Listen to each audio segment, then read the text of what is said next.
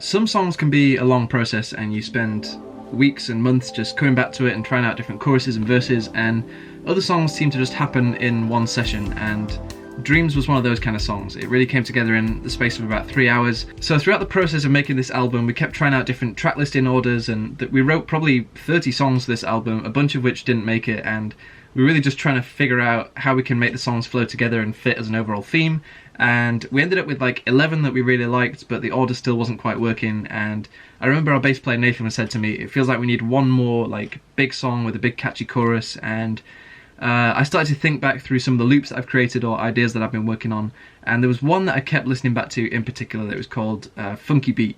And a lot of the time in the writing process I tend to just create these 8 or 16 bar loops that are just a instrumental beat. It might not be anything, maybe it's like a backing track for a video or something, but every now and then some of them actually become songs. And this particular beat was one that I kept listening back to, and I had it on my Dropbox and I'd listen to it in the car, and it just had something about it. It felt like it was going somewhere. And basically the beat was made up of this swelling kind of pad synth, a drum beat over the top, a little bass line, and this harp sample that was kind of going through it. And I'd kind of chopped up this old recording of a harp into this kind of weird electronic sound, and it kind of sounded dreamlike to me. I don't know, it sounded kind of happy and upbeat, but also it had this dreamy feel, probably with the harp, and it made me think of like old Disney movies where they'd go into this dream sequence and there'd always be harp music or whatever. And so I was listening back to this beat again for probably the 20th or 30th time, and suddenly this time when I listened to it I heard the melody for the verse. So I came up here to my room, I grabbed my microphone and started to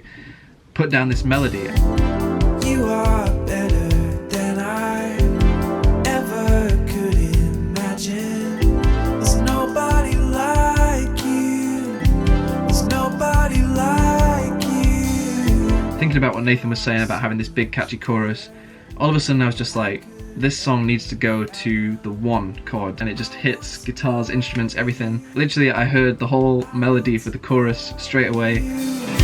'Cause you are like nobody else. You're more than I could ever have dreamed of.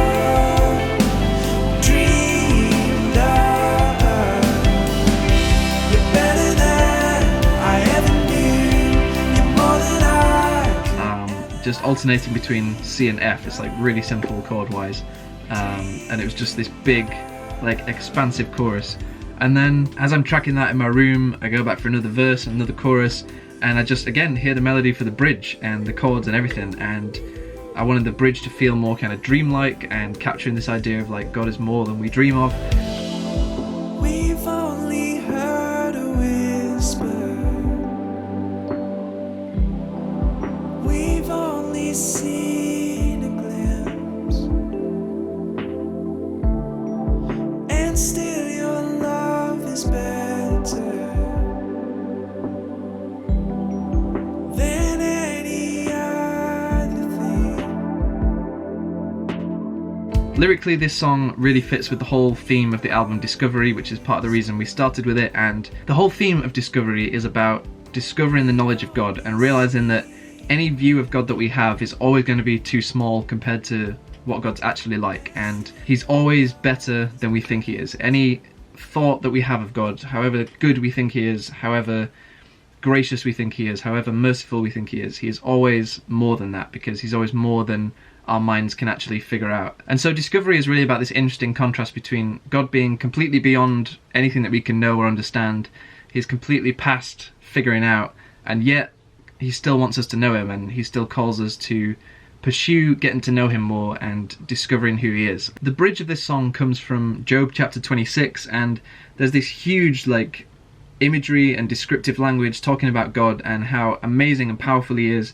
And it talks about, you know, him stilling the waves and the heavens trembling at the sound of his voice, and all of this kind of amazing imagery of who God is. And then it ends at the end of chapter 26. It says, "Behold, these are but the outskirts of his ways, and how small a whisper do we hear of him."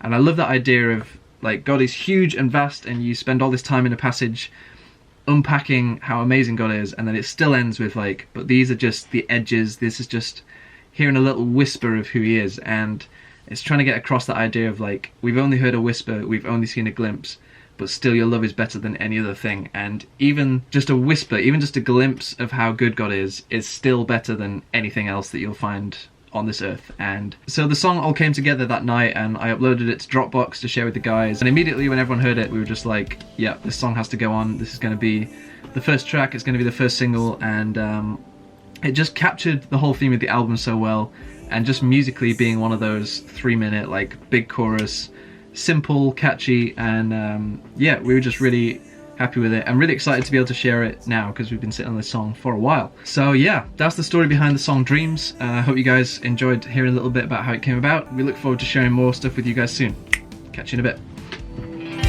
'Cause you